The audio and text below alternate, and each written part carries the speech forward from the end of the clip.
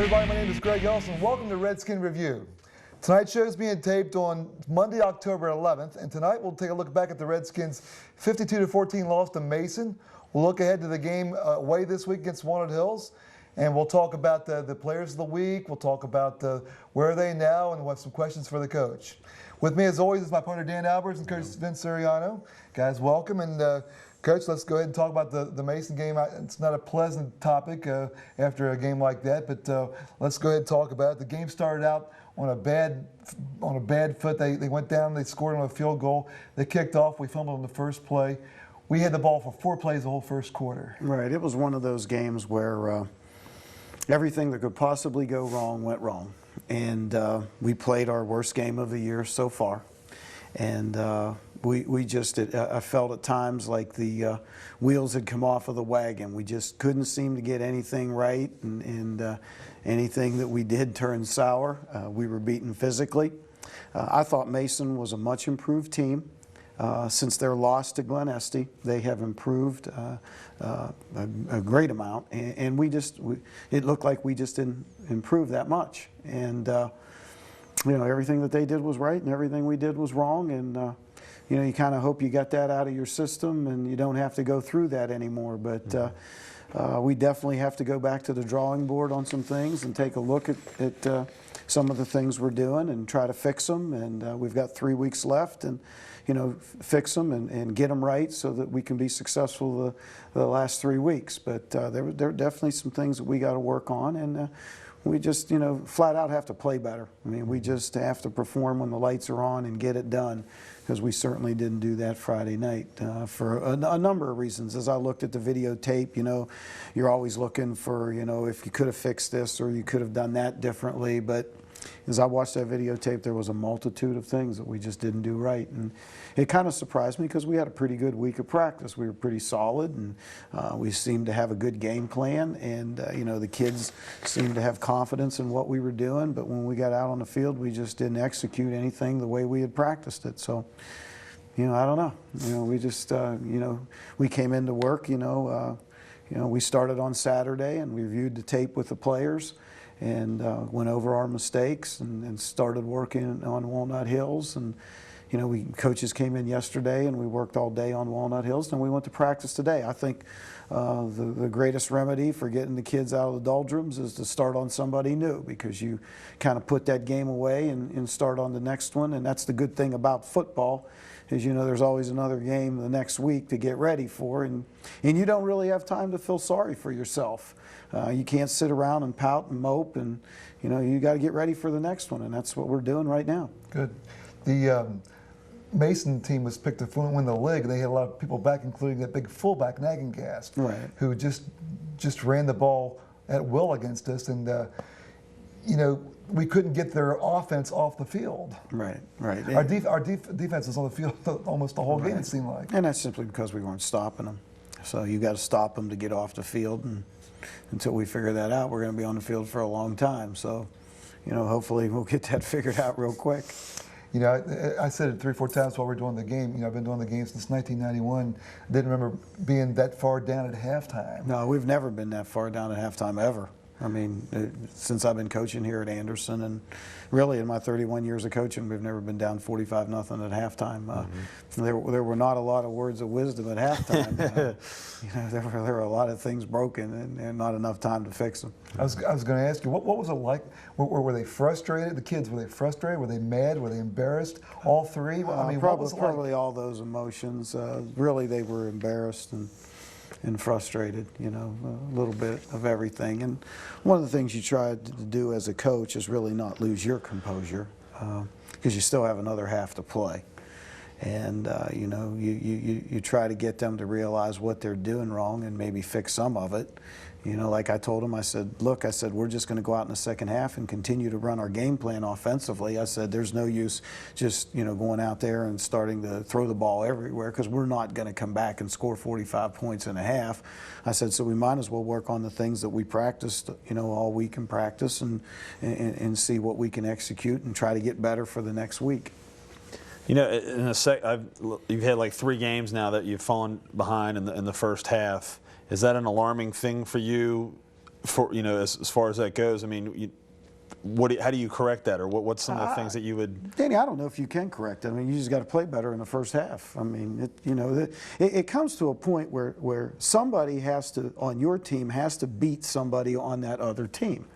And until that happens, you're not going to be successful. And right now, we're not doing that. That's what I told the players in practice today. I said, we can draw up anything that we want, but until somebody beats the guy across from them, all the things that we draw up aren't going to work. And it's just a fact of life. Right. And the teams that I've had that have been successful have been able to do that. And this team has done that in 3 games in which they have won, and then the 4 they've lost, they haven't been able to do that. I think one of the positive things we saw was Jake Davis ran the ball extremely well. And is that something we're going to see later on as the year goes on? Was he just spelling Nate for a little bit, or is that something we'll see? Jake will get more playing time. I mean, he's played well, and he's earned that playing time, and he's very productive when he's in there. So, we'll play with 2 tailbacks. We've done it before, and it's not a big deal. Sure. How do you think Mason compares with the Whitten Woods and Glen Estes? I mean, do you think that that's going to come down? Obviously, it's going to come down to those those 3. They're all in about the same ballpark. And that's another thing. As I was thinking about that on the way over, we're hitting one of our what I call our least experienced team in a long time.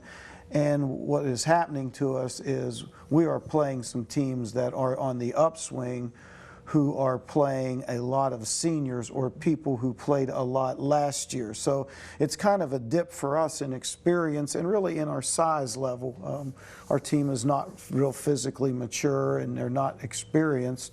And we're playing teams that are the opposite, in Whitten Woods and Glen Estes and Mason, who have, great many returners from the previous season. So, and that's part of the problem, in Coleraine, so those are the 4 games we've lost, and those have all been to veteran teams. So, I mean, is that a hard thing for you as a coach, as the coaches? I mean, like we were saying, we've never seen anything like this before. Is it a hard thing for you guys to swallow? I mean, you're not really used to, something like this. Yeah, it is. It's frustrating because all the hours that you put into it in preparation, then to go out there and basically not very much of it works. Right. And in this case, almost none of it worked. Yeah, it's frustrating, but you also understand as a coach that those kind of things happen. I was looking today, I was talking to my father on the phone, and he told me that Warren Harding got beat by St. Ignatius 56-0. Wow. Now, Warren Harding, I know, has some great athletes, and I'm really good friends with Tom McDaniels, the coach at Warren Harding, and he's a great coach. I mean, he is one of the top coaches that I have ever listened to or watched. And, and so for him to go out and get beat 56-0, it happens. That's football. We see it, all the time. What you hope is you don't have too many of those, and that you can recover from it and go on to the next week. And that's what we're trying to do right now. Okay. Well, we got a chance to get back on the right foot. We play Friday at Walnut Hills. Yes. And I'm sure that the kids are looking forward to getting back out there and just getting back to football. Yeah, that's the thing. The sooner that you get to work on somebody else, the sooner you're going to get the loss out of your system and get focused on the next game. Like I said, you don't have any time to sit around and feel sorry for yourself. You got to play. And Walnut Hills is a team that's only won 1 football game, but I always look at when I watch them on videotape is where are they compared to where they were last year. And they are much better than they were last year, and they're very capable of beating us. I told our team tonight, I said, we have no guaranteed wins. I said, we just did not play a well enough Friday for me to come in here and say that I think we should beat them. I said, we have to play a really good football game to win. And Walnut Hills has an all-senior line who were all juniors when they played against us last year on the offensive line. So that concerns me because we have not been stopping the rush. They've got 3 backs in the backfield that are really good athletes. Number 32, a kid named Jones, and number 12, a wingback named Ellison, and the quarterback number 25 named Chappelle. And they run the Whitten Woods Coleraine type of option with the double slot, the high motion, and run the option. And they do a good job at it. The games that they've gotten beat pretty bad is the fact that they've had so many turnovers. They've turned the ball over about 4 times a game, and you can't do that. As we found out Friday night in our game, we turned the ball over 4 times, and 3 of them led directly to touchdowns and quick touchdowns. And that has happened to them in the games that I have watched them. But they are very explosive on offense, and they scare me on the perimeter, because that quarterback is a lot like Jamal Ferguson from Winton Woods, that he gets out in space and he's really difficult to handle. Plus the fact that Stephen Ellison, the one wingback, number 12, is 6'4", 210. Wow. And we haven't not been tackling that well in the open field. So, you know, they're a huge concern for me. By no means do I feel that we're going down there and we're in a comfort zone, and because they've only won 1 game, we should win. I mean, we're approaching this like we're playing for the Super Bowl, and we have to. And you know, that's where they are offensively, playing that double slot Coleraine Winton Woods option. Defensively, they are in the 3-5-3 defense, the same defense that Amelia used against us. And they're running that, and they have a defensive tackle named Messer that is number 50, and they have a kid named Scott that's another defensive tackle, number 67, that they're pretty good players, and they do a good job in the interior. And a young man named Beeman plays free safety, who covers a lot of territory back there. As I looked at them statistically, you know, they are first in pass defense in our league. But they are 7th in rushing defense. They're 6th overall. Offensively, they are 4th in our conference rushing the football. You can see because they run the option, but they are last in our conference in passing. They do not throw the ball very well. And sometimes most option teams don't, because they spend so much time on the option and the run aspect of the game that there isn't that much time to spend on the passing game. So that's, you know, that's where they're at. They're pretty good against the pass, but they struggle somewhat against the run, but they rush the ball very well. And you know, again, that's a concern of mine, because we haven't been defending the run very well.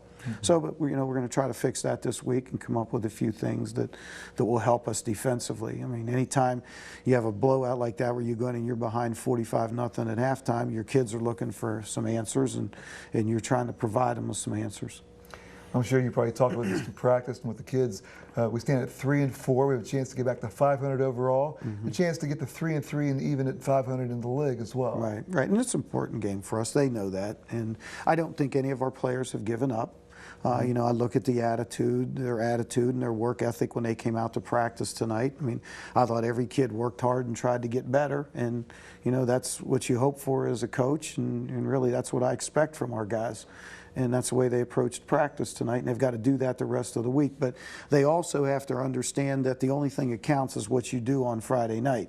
You know, we had pretty solid practices last week, Monday and Tuesday, and we were okay on Wednesday, and then we went out Friday and played horribly. And that's what counts. That's what goes in the record book. So our guys got to understand, no matter how good of a week that we have, it's still, we've got to perform on Friday night under the lights. And the game's away, and again, Dan and I will not be doing the game.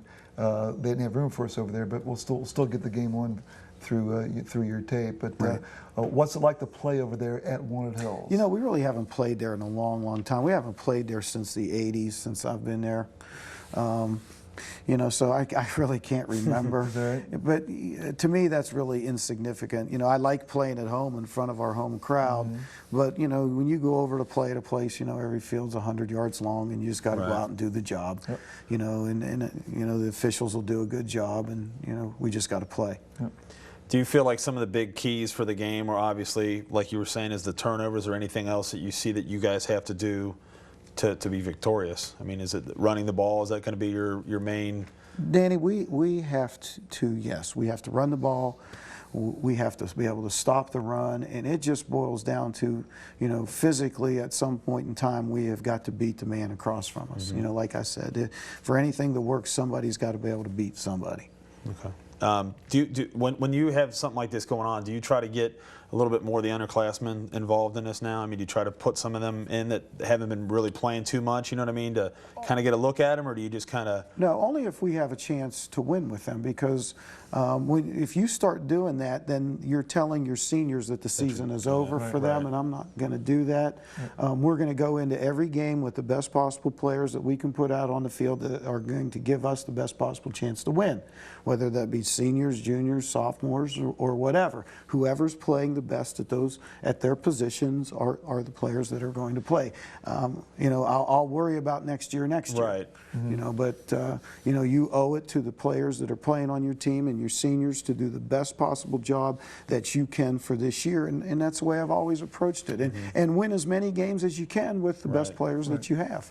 I think one of the things, and I want to make sure that we're saying it right, is Warren Lippert, is he no, playing? he's not playing. Okay, who is that? That's Gabe It's Carell. Gabe Gabe Carell. Has he got a different... See, well, Jake Kloos and Gabe had the same number because we had so many players, and then 42 came open, and so we gave Gabe that number. Because it was you know, because there was a chance that Gabe and Jake would be on the field at the same time, and you're not allowed to do that, so we had to change Gabe's number. Now, Gabe may take 90 back next year when Jake graduates. Well, we apologize for that, because I wasn't real sure. I didn't know what was going on about that, so I just wanted to make sure that that's so now we know what's going on. So. Okay. We do have some questions from the viewers. So, okay. Hopefully I can. The first one is, were you surprised by the fact that Wentwoods beat Glen Estee? A little, because I had talked to you earlier, and I thought Glen Estee would win the game. I thought Glen Estee matched up very well with them, and I've not seen the tape, you know, because we didn't trade. We won't trade with Wentwoods and Glen Estee, but you know, just from the gist of what I got is Wentwoods hurt them with their speed on the perimeter. All right. Next question is, who was the fastest player you ever coached? The fastest player I ever coached. Without getting yourself in trouble. Yeah, Jason Druso would be up in there. Jake Andriadis would be up in there. PJ Sciano was fast. What about Tim Albers? Tim Albers probably wouldn't rank up in there. You know, Kenny Rod was pretty fast. You know, it's going to be the tailbacks. Right.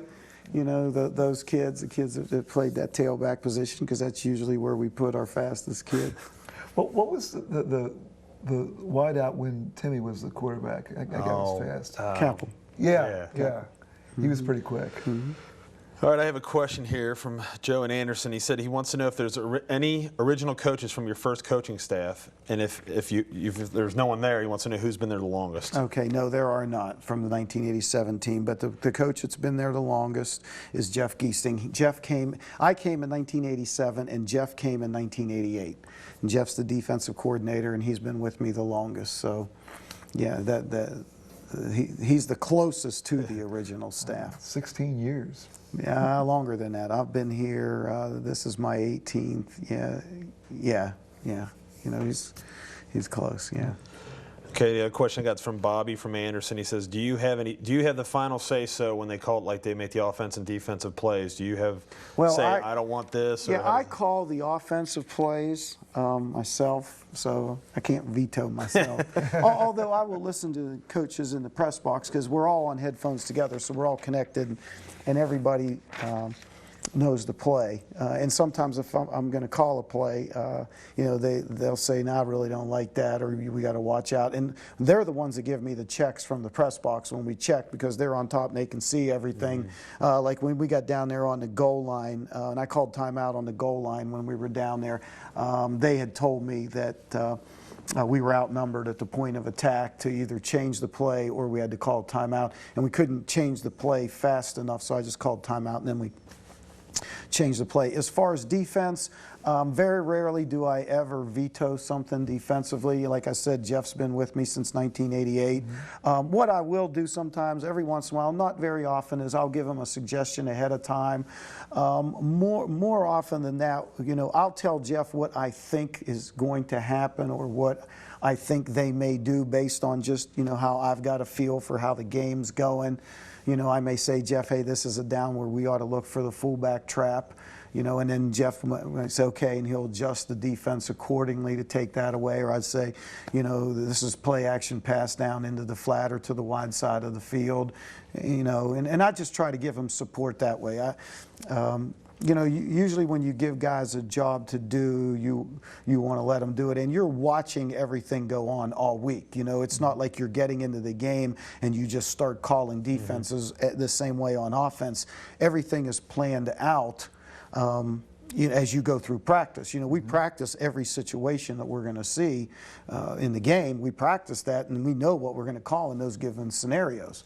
And it's the same way on defense. You know when it's 3rd and 4 on the 30-yard line, what do you want to call when the ball's on the left hash? And it's the same way offensively. Now, if they give you something different, then you can change. But, you know, that's why you study videotape and you chart their tendencies and you do those things. You know, there are certain teams that when the ball's on the left hash, they're going to run to the right. They want to run to the wide side of the field. Or if the ball's on the left hash, they like to attack into the boundary. So you know those things. And, you know, as an offensive coordinator, you chart what's their big blitz downs. When do they like to blitz? When are they bringing people? What plays do you want to run versus that? So a lot of the stuff, I think people today, because they listen to TV commentators, put too much into how the game's called during the game, where most of the game is planned before you ever got to the game.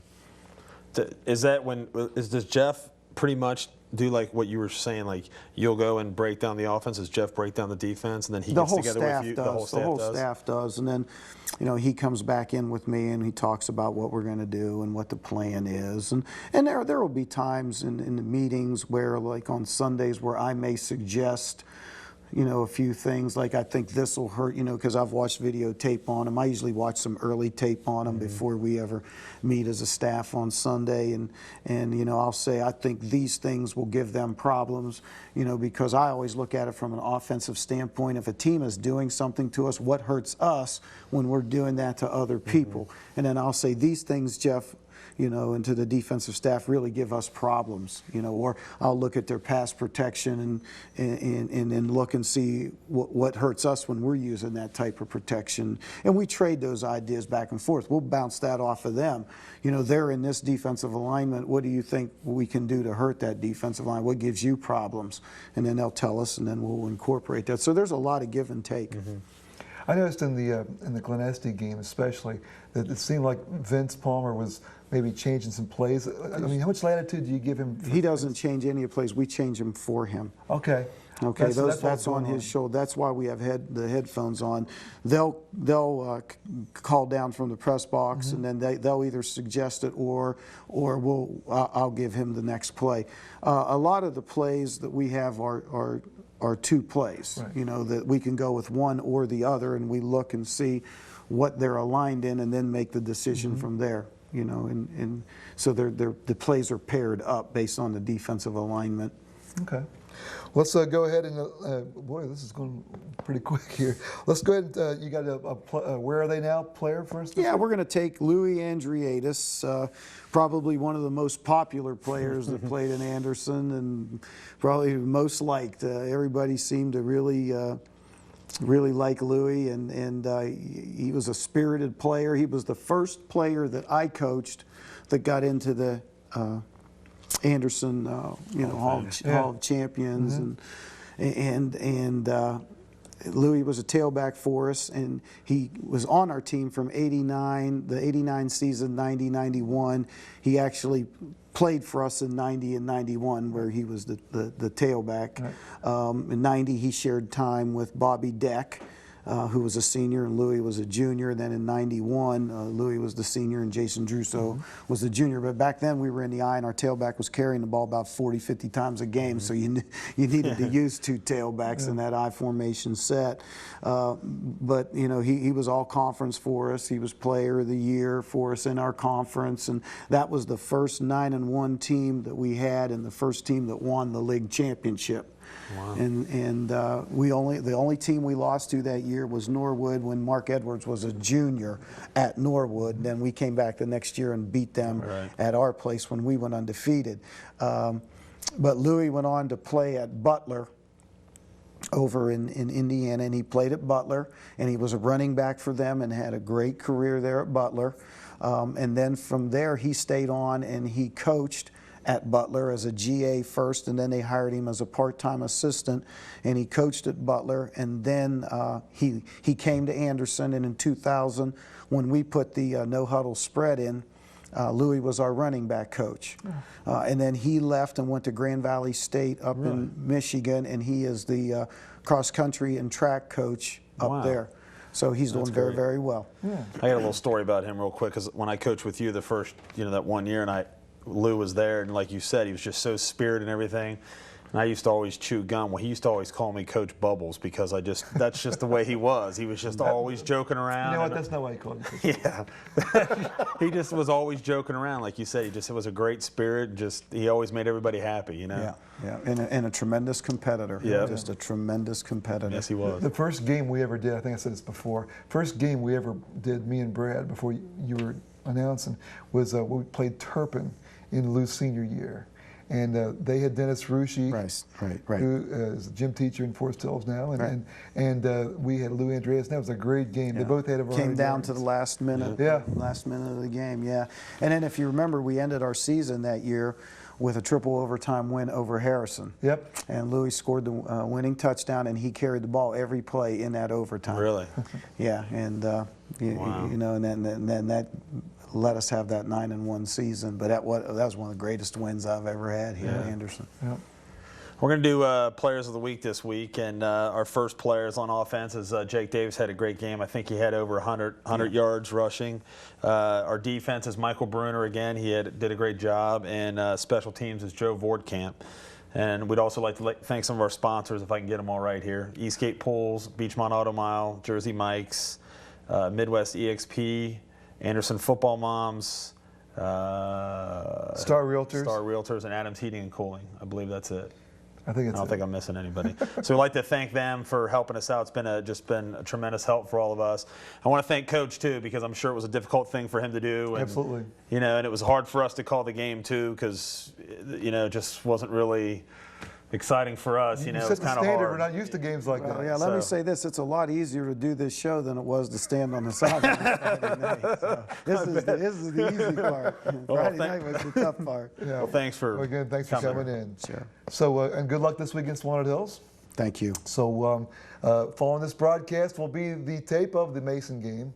And it follows our show every week. Whatever the game was before this, follows the Redskin review. So let's wrap it up. Thank the folks up here at the station, Justin Hawthorne and Andy Crozier, for all the help. Let's thank our engineer for the night, John Walters. And we appreciate his help, as always, and with the new equipment we get to play with every week now. So for Dan Alvarez, I'm Greg Ellis. We'll catch you next week on Redskin Review.